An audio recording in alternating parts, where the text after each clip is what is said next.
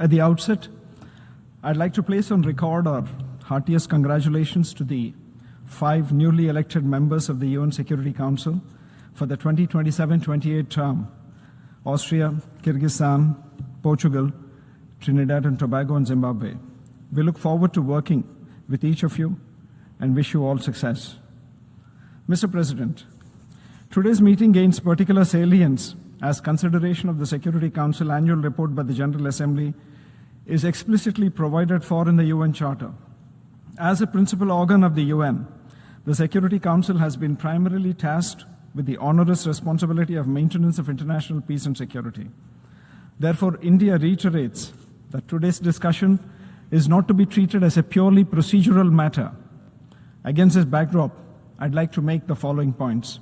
First, submission and consideration of the Security Council annual report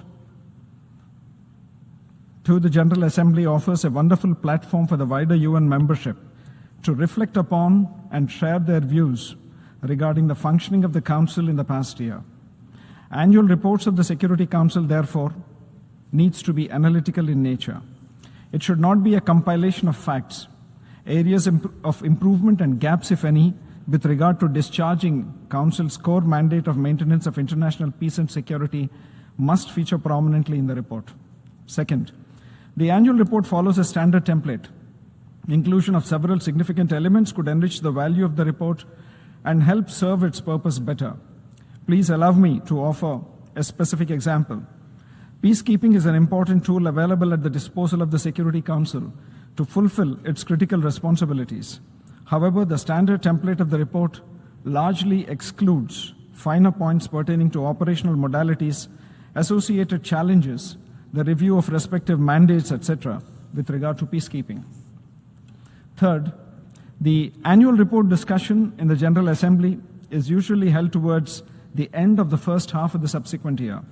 The world witnesses considerable changes during the 6-month period. 2026 has been no different in this regard. Therefore, India urges that this aspect be accorded due importance, and the report may be submitted for consideration of the General Assembly in the early part of the year itself. Mr. President, the unwarranted reference by Pakistan to a matter strictly internal to India, the Union Territory of Jammu and Kashmir, has compelled me to respond. Pakistan has decided not to spare this forum either from their characteristic misuse of august UN platforms for their divisive political interests.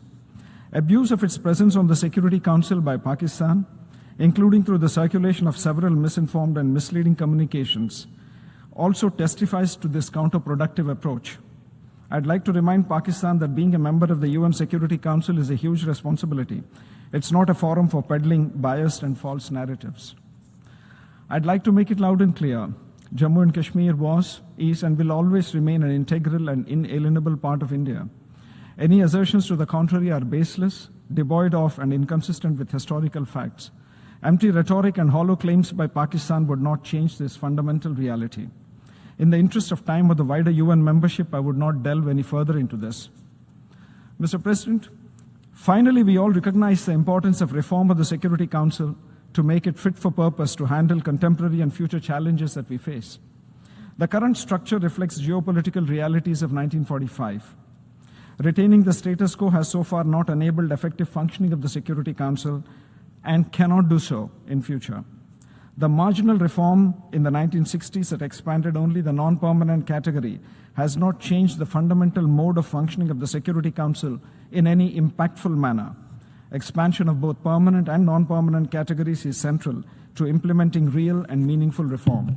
In closing, it is India's hope that greater importance is attached to the formulation of the annual report and its consideration thereof by the UN General Assembly so as to accurately capture the spirit of Article 24(3) of the UN Charter.